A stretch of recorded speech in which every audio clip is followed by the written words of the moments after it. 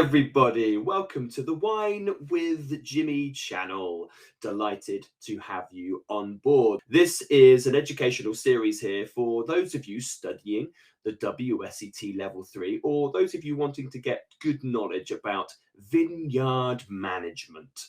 This is a multi-part series, parts 1 through to 8. This video is available as free content, but everything following this will only be available to those of you who subscribe to my e-learning portal, winewithjimmy.com. I'd also like to hear from you. If you have any comments, questions, maybe you've worked in a vineyard, maybe you've been through establishing a vineyard, those kind of things, please do get in touch and put it in the comments section. Okay, so in this part, we are talking about the initial establishment of the vineyard, the site selection, and then, of course, the planting or replanting of vineyards, certainly when they already have been established. So let's go through, first of all, a little bit of an introduction about what vineyard management is. So grape growers. Now, we often talk about winemaking, wine being made in the winery, but we need to go back to the vineyard where we have often grape growers, viticulturalists, in the modern sense, or really farmers in the rustic sense. And these farmers, these grape growers, these viticulturalists have really a very simple goal: to produce a healthy crop of ripe grapes that are suitable for the style of wine that the winemaker is wishing to produce. So in order to be able to do this, it's necessary to apply an understanding on how the environment will affect the vine's growth. So we're going to be talking about all concepts around vineyard management through climatic influences, weather, but also, business pressures, logistical issues. We'll go through many different things to sort of make you understand that. So we'll go through majorly things like site selection, trellising, training, pruning, planting densities, pests and diseases, and all of those and how they impact the growth of the vine. So first of all, then, site selection. Now, of course, the world of wine is expanding. We are looking at people planting vineyards in certain areas that are newer to us, England, for instance. And there's a lot of emphasis, investment, research that goes into the establishment of the vineyard. So we need to make sure that the land that vineyard's going into is tested. So it will be assessed for its environmental and practical suitability. And then, of course, the correct grapes, which, there's often a romance when planting a vineyard, wanting to plant something that probably won't do too well. So, of course, there are practical considerations about what you can grow. So the environmental conditions, the grape grower, the farmer, the viticulturalist can use data to work out the potential site's average temperature, rainfall, sunlight hours, as well as, of course, the fertility of the soil, and then how well it drains. All of these mightily important in terms of determining what grape variety you can grow. So we also will bring into play, though, with all of those concepts, sunlight, rainfall, temperature, soils, the ideal planting density, and of course, then how we mold the vine. So the forms of training and trellising. I've put up a graph here. It's in reference to nothing really. It's just to show you that, of course, we take all of this meteorological data plus geology in order to understand a site and its suitable characters for growing grapes. Of course, though, it's not just about environmental considerations. Wine is a business, so we are looking at business considerations. So we'll be thinking around the things here of the proximity of the vineyard to utility infrastructure. So, of course, electricity, power, water, and so on.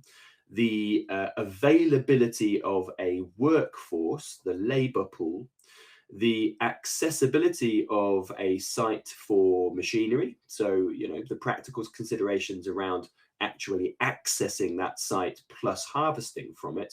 So that's, of course, talking about tractors and harvesters. And then the cost of the land, all very important considerations, of course, for the economic, the financial viability of the site. Grape variety considerations. So the grape variety, of course, must suit the climatic conditions of the preferred site. There must also, though, be a demand. There are a lot of ventures are started off quite romantically, and they don't necessarily need much of a demand. A lot of those wines are sold very locally. However, of course, these ventures may grow, and of course, the market needs to be able to access those wines and vice versa. So we need a demand there.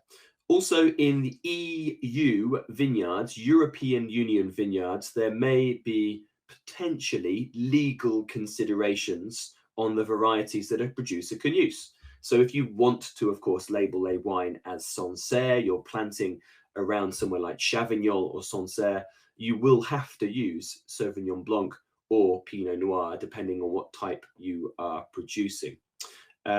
And of course, that is covered when we talk about the labeling side of things throughout places like Europe in later presentations.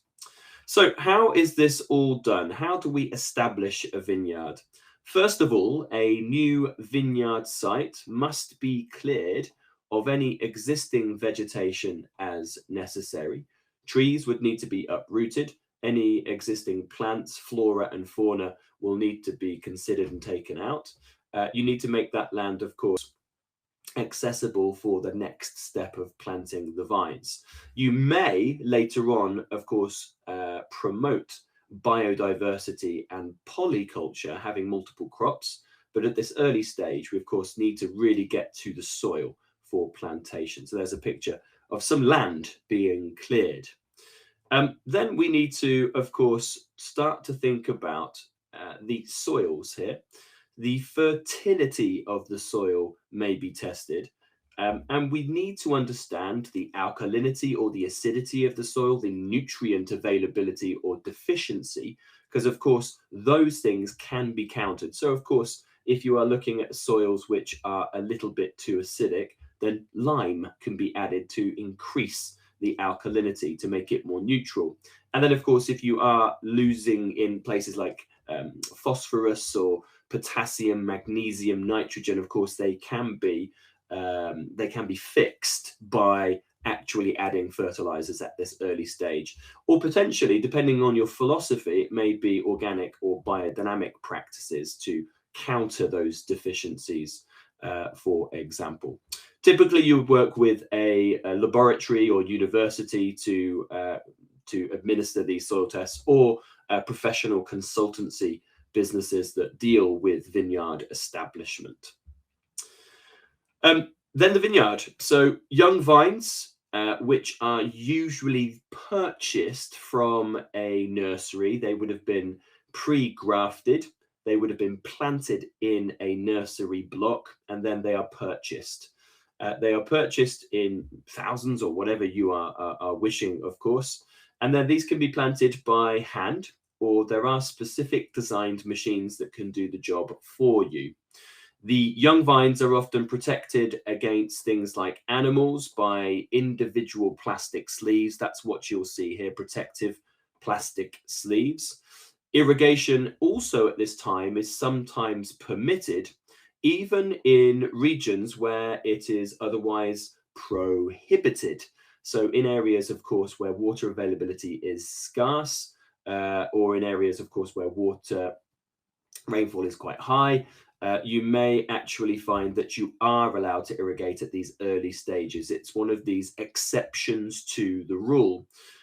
This is to, of course, enable that vine to take root and establish itself without giving it too much stress. We know that vines, actually, when they are quite established, require a bit of stress to produce best quality grapes, but at this early stage, we are really looking to help the vine establish itself as much as possible. The first yield usually comes around 3 years after planting. And in certain areas, there are rules around that as well, what can be used and after what time frame. Now, we have discussed actually the initial establishment, but what about older vines and what about replantation of vineyards? So vines can be actually rather long-lived, but in fact, most vines will be replanted somewhere around 30 to 50 years old. There's lots of issues around this. It could be that there are problems with those vines. It could be, and it normally is, that they become really unproductive. Now, the quality may be there, but there's too little being produced from it. Or it could be in terms of vines just don't survive that long because maybe they're put through too much stress. In some places where there's not enough winter dormancy, for example, vines will typically keep producing and often produce probably twice a year. And this causes issues with the lifespan of the vine. Now, some, of course, producers, wine estates will utilize the term old vines or its local equivalent. And that denotes a wine made from these well-established vines. They do tend to produce, of course, exceptional quality, but they are generally much lower. But you have got old vines. You have got old vines that go up to 100 years, 150 years, and there are some even outliers beyond that as well. So also a vine becomes quite fragile as it gets older and becomes rather susceptible to disease, typically because it's gone through multiple seasons and lots of pruning, which really is a wound of the vine. So lots of pruning wounds can actually be center points for infection. So that means, of course, these vines are more susceptible to diseases, for example. So really, after all of this, there needs to be a balance that is struck between quality and profitability with these old vines. Now, individual vines could also be replanted. So it's not just looking at a vineyard being replanted. More often than not, individual vines within a vineyard will struggle, die away, and need to be replanted as an individual vine. So that can happen. But if a whole vineyard is replanted, it will typically be left fallow, or otherwise we call that unplanted, for 3 years and more after the vines are dug up so it can recover. So sometimes it's a little bit longer than that. A grape grower, farmer, will have a strategic planting cycle that ensures that little of their vineyard as possible is out of production at any one time. A very much sort of cycle system where you have different crops coming through at different times. Certainly in agriculture, it's quite famous to leave one part fallow and then move on through sort of a cyclical aim and strategy. Okay, so that brings me to the end of site selection and planting. Please do join me for the next video where we look at the training of vines and pruning. So looking at things like winter and summer pruning. Of course, part 2 and all the way through to part 8 are only available on my e-learning portal. That's over at winewithjimmy.com. And once again, any questions, comments, concerns, please do pop it in the comments section below this video. And if you do find yourself in the UK, please come and say hello for a class, a glass, or a bottle. I've been Jimmy Smith. Ciao for now. Bye-bye.